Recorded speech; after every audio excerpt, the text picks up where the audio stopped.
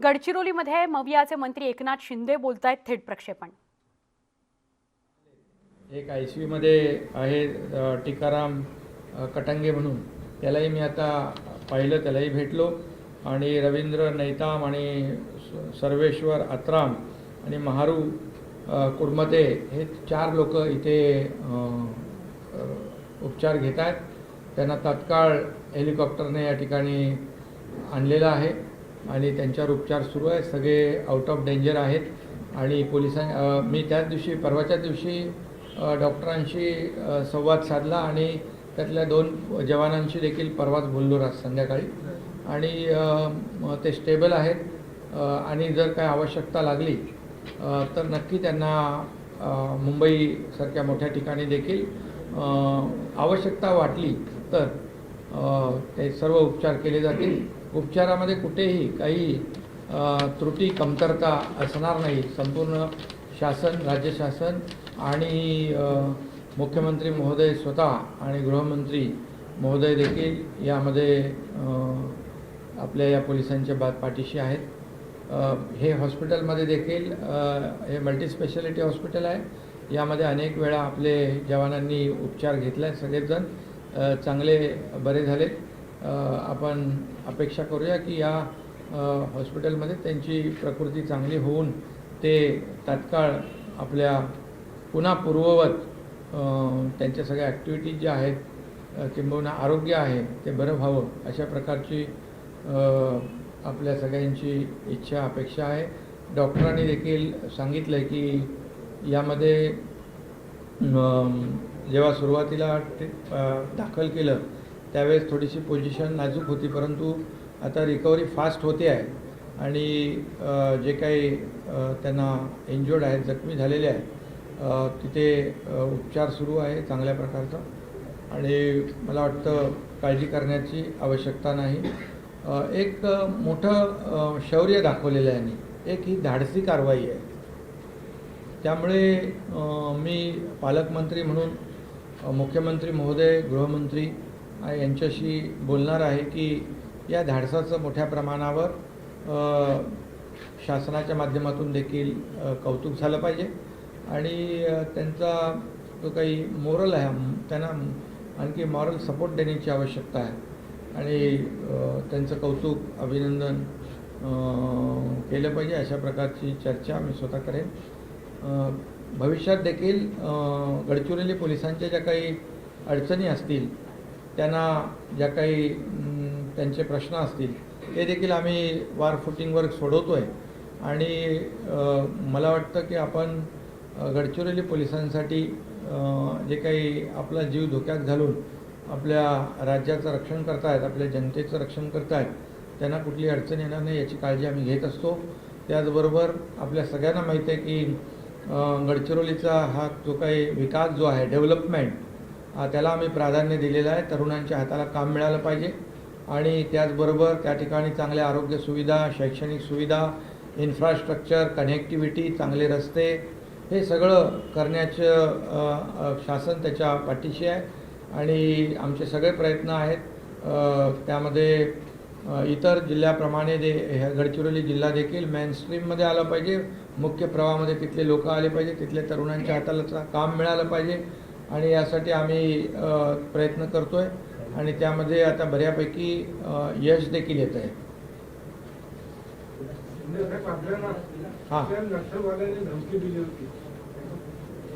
नाही, असं बरेच वेळा झालेलं आहे माझ्या राजकीय जीवनामध्ये। असे अनेक प्रकार घडले, परंतु त्या प्रकारचा माझ्यावर कुठलाही परिणाम झाला नाही, माझ्या कामावर देखील परिणाम झाला नाही। माझं काम सुरू आहे आणि माझं काम एकच आहे, टार्गेट माझं एकच आहे, गडचिरोली जिल्ह्याचा विकास आणि मला पूर्ण शासन, मुख्यमंत्री सपोर्ट करतायत। आम्ही जे सरेंडर नक्षलवादी आहेत त्यांच्यासाठी देखील योजना आम्ही सुरू केलेली आहे। DPCमध्ये एक नवीन हेड आम्ही सुरू केला आहे, त्यामध्ये घरकुल असेल की त्याचबरोबर त्यांचं कायमस्वरूपी रोजगार म्हणजे त्यांचा स्वतःचा व्यवसाय करायचा असेल तरी भाग भांडवल जे आहे ते देखील उभं करण्याचं त्या योजनेमधून आम्ही करतो आहे, जेणेकरून योग्य पुनर्वसन त्यांचं झालं पाहिजे आणि मोठ्या प्रमाणावर ते लोक देखील मेन स्ट्रीममध्ये आले पाहिजे। आम्ही तिथला विकास आम्हाला अपेक्षित आहे आणि त्याचबरोबर तिथे शांतता राहिली पाहिजे, तिथल्या लोकांचं जीवन सुरक्षित राहिलं पाहिजे. त्या बाबतीमध्ये कुठली तडजोड राज्य सरकारने केली नाही, करणार नाही. पण विकासामध्ये जे कोणी येतील, अनेक नक्षलवादी सरेंडर झालेले आहेत आणि त्यांनी इतरही लोकांनी त्याचं अनुकरण करावं. त्यांचं योग्य पुनर्वसन, पुढची जी काही जबाबदारी आहे, ज्या काही गोष्टी आहे, शासन सहकार्य सकारात्मक करणार आहे. सर इतना हिस्टोरिक एनकाउंटर हुआ, लेकिन महाराष्ट्र का पुलिस दल के चीफ डीजीपी महाराष्ट्र, उनको एक बार भी नहीं लगा कि उन्होंने आके यहाँ पे मॉरल सपोर्ट दे, या तो यहाँ पे जो जवान यहाँ पे भर्ती है उनके पास में आके उनको एक बार देखे भी. अरे भैया, अभी देखिए गृह मंत्री भी खुद यहाँ पर गढ़चिरौली आए हुए, मैं भी आया हूँ, वो भी यहाँ जवानों को देखेंगे आकर. अभी आप जानते हो कि राज्य में भी कई जगह पे अमरावती जैसे शहरों में कुछ हादसे हो रहे, तो ये वो निश्चित रूप से आएंगे. अरे और जवानों का जो ये जो काम है, ये जो ऑपरेशन है, ये बहुत बड़ा है और उनका हौसला बढ़ाने के लिए सब लोग आएंगे. ऐसी कुछ बात नहीं है. कारवाईमध्ये जे पोलीस इन्व्हॉल्व होते त्यांच्या मॉरल बुस्टअप करण्यासाठी काही आपण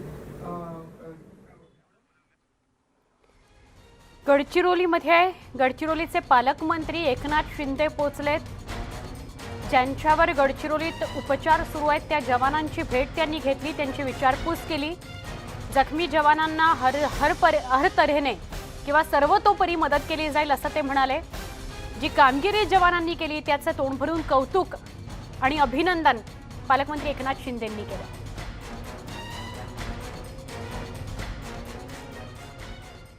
एसटी संदर्भातली बातमी आहे. एसटीच्या सुनावणी संदर्भातली, एसटीचा जो संप आहे त्याच्या बाबत जी सुनावणी सुरू होती त्याची पुढची सुनावणी 22 नोव्हेंबरला होणार आहे.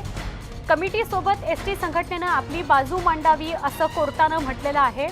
बैठकीचे मिनिट्स राज्य सरकारने कोर्टात सादर करावे असंही हायकोर्टानं स्पष्ट केलेलं आहे. संपाच्या भूमिकेवर एसटी संघटना ठाम आहे, पण ज्या कर्मचाऱ्यांना कामावर जायचंय त्यांना जाऊ द्यात असं कोर्टानं सांगितलेलं.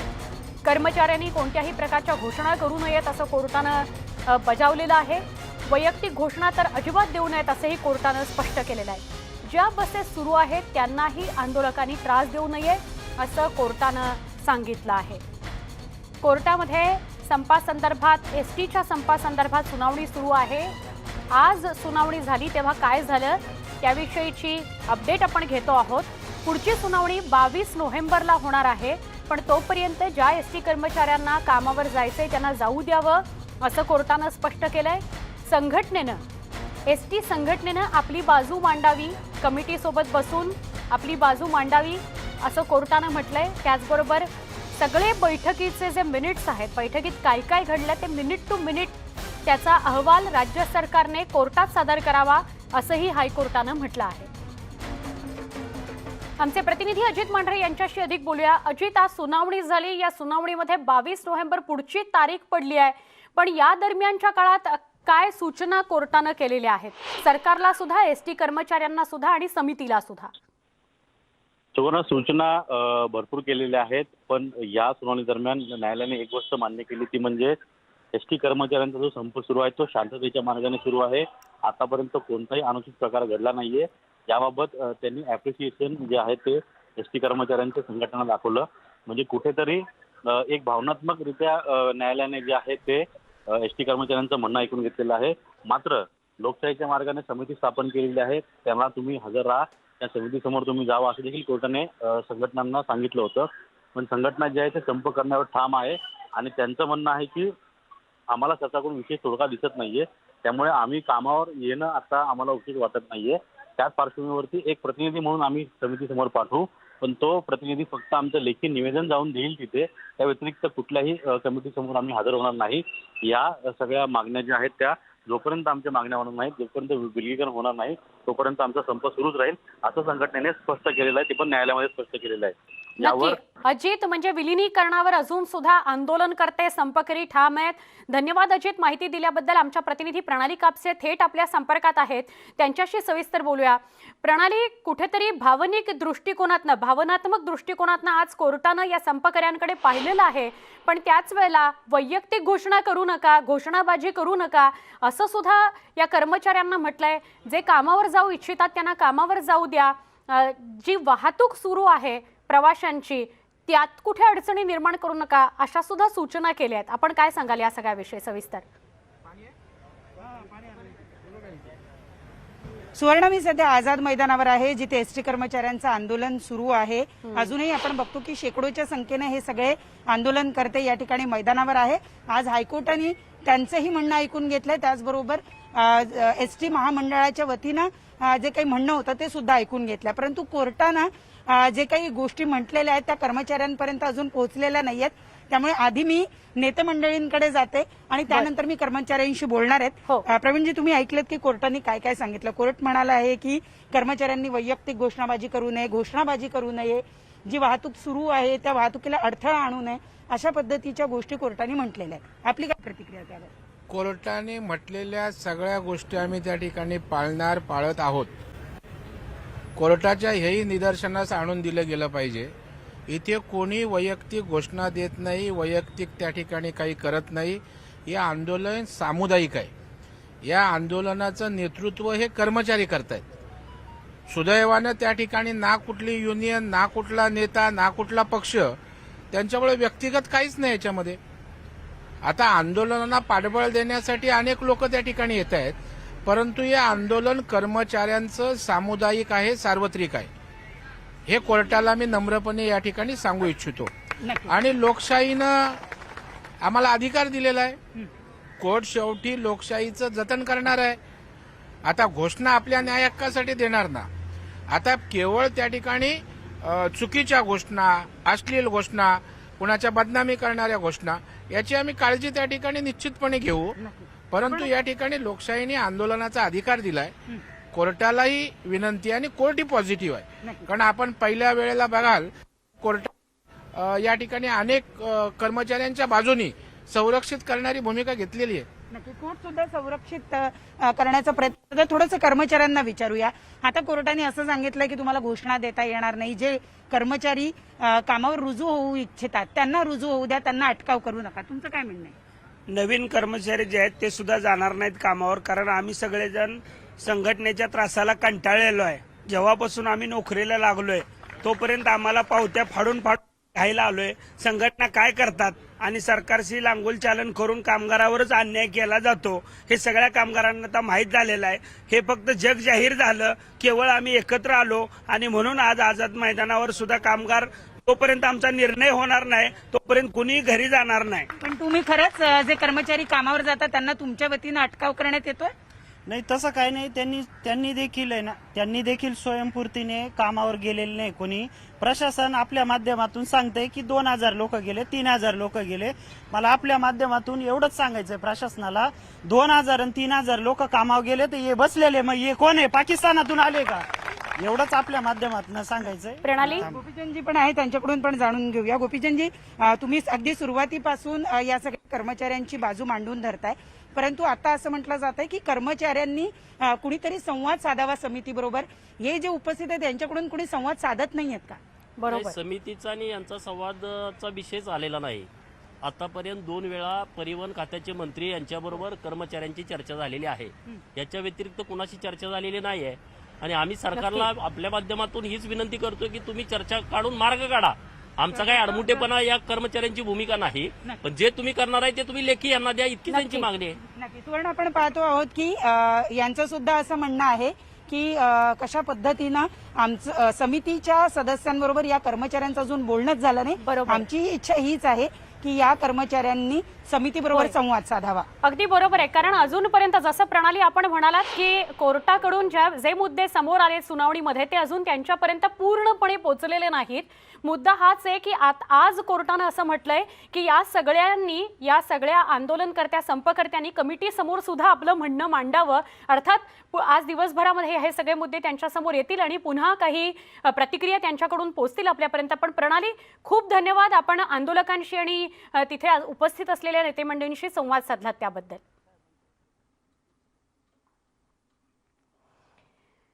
एका बाजूला 22 नोव्हेंबरला पुढची सुनावणी होणार आहे कोर्टामध्ये. आज जी सुनावणी झाली त्यामध्ये हे स्पष्ट करण्यात आलेलं आहे की कमिटी समोर सुद्धा एसटी संघटनेनं आपली बाजू मांडावी. आणि बैठकीमध्ये नेमकं काय झालं ते राज्य सरकारने मिनिट टू मिनिट त्या संदर्भातला अहवाल कोर्टासमोर सादर करावा. पुढची सुनावणी 22 नोव्हेंबरला होईल, पण तोपर्यंत जर कुणाला कामावर रुजू व्हायचं असेल तर त्याला कर्मचाऱ्यांकडून आडकाठी केली जाऊ नये. आणि त्याच वेळेला ज्या बसेस सुरू आहेत, प्रवासी वाहतूक सुरू आहे, त्यांच्यावर आंदोलनकर्त्यांनी कुठला दबाव आणू नये, त्यांना प्रवासी वाहतूक करू द्यावी. एक छोटासा ब्रेक, लगेच भेटू. पहा फक्त न्यूज 18 लोकमत.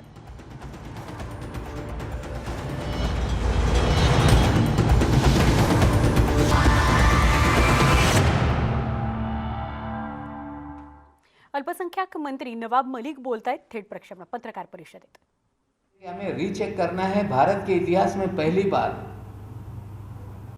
आज तक गुनहगार लैब पे भरोसा नहीं करता था और वानखेड़े जी तो गुजरात के लैब पे भी भरोसा नहीं कर रहे हैं. मोदी जी का राज, मोदी जी की बनाई हुई लैब, और वो भी संदेह के घेरे में. एप्लीकेशन लगाई गई है कि रीचेक किया जाए. 15 दिन का लिमिटेशन होता है, 4 महीने बाद अर्जी लगाई जा रही है. फिर कहा जा रहा है कि समीर खान का वॉइस सैंपल हम लोगों को लेना है. मोबाइल आपके पास, लैपटॉप आपके पास, 8.5 महीने में आपको ये सूझा नहीं. आपको डराने की कोशिश की जा रही है. आपको समझना पड़ेगा हम लोग डरने वाले नहीं हैं. और आज एक बड़ी घटना हुई है. आज गुजरात के मोरबी में फिर 120 किलो ड्रग पकड़ी गई, जिसकी कीमत लगभग 1500 करोड़ रुपए बताई जाती है. इससे पहले द्वारका में 350 करोड़ रुपए की ड्रग पकड़ी गई. मुंद्रा पोर्ट पे 27,000 करोड़ की ड्रग पकड़ी गई. गोसावी, भानुशाली, सभी लोग गुजरात में बार बार क्यों जाते हैं? और ये बात सच है कि पाकिस्तान से ड्रग समुद्री रास्ते से गुजरात में आता है. गुजरात से ही पूरा डिस्ट्रीब्यूशन का नेटवर्क है. और अब ये सिद्ध होने लगा मुंद्रा पोर्ट से, द्वारका से, मोरबी से, कि ड्रग का खेल देश में गुजरात से ही चल रहा है. और गुजरात के होम मिनिस्टर कह रहे हैं कि फलान भाजी वाले को हमने पकड़ लिया. ये खेल तो वानखेड़े भी करता था कस्टम में, ये खेल तो अभी भी कर रहा है. कुछ माल पकड़ाना भी पड़ता है और ज़्यादा चलाना पड़ता है. कांग्रेस और राष्ट्रवादी कांग्रेस पार्टी का गठबंधन हुआ. मालेगांव की विधानसभा सीट कांग्रेस पार्टी को छोड़ी गई. शेख रशीद साहब कांग्रेस के उम्मीदवार थे, तो मुफ्ती इस्माइल ये पार्टी छोड़कर एमआईएम में चले गए और सारे नगर सेवक उनके साथ एमआईएम में गए. जिसके ऊपर एफआईआर दर्ज हुआ है वो राष्ट्रवादी कांग्रेस पार्टी का कागज पे भले नगर सेवक हो, लेकिन पूरा उनका गुट एमआईएम में चला गया और वो एमआईएम के नगर सेवक हैं. अमरावती में एक बंद का आह्वान किया गया भारतीय जनता पार्टी की ओर से, और बंद के आड़ में सुनियोजित तरीके से दंगे भड़काने का काम किया गया, जिसे पुलिस ने पूरी तरह से नियंत्रित करने का काम किया. साजिश थी कि पूरे महाराष्ट्र में दंगे भड़काए जाएं, और महाराष्ट्र की जनता ने इनके षड्यंत्र को समझा और अमरावती के बाहर इस तरह से कोई भी घटना नहीं हुई. हम महाराष्ट्र की जनता का आभार मानते हैं. वेगवेगळी उदाहरणं आणि दाखले देत टीका केली आहे भाजपवर, भाजप सरकारवर. मग ते केंद्रातलं असो किंवा राज्यातले भाजपचे नेते असोत, त्यांच्यावर अल्पसंख्याक मंत्री नवाब मलिक यांनी. यानंतर बुलेटिनमध्ये इथेच थांबतोय. ताज्या बातम्यांकरता आणि वेगवान घडामोडींसह काही क्षणात पुन्हा भेटू. पहा फक्त न्यूज 18 लोकमत.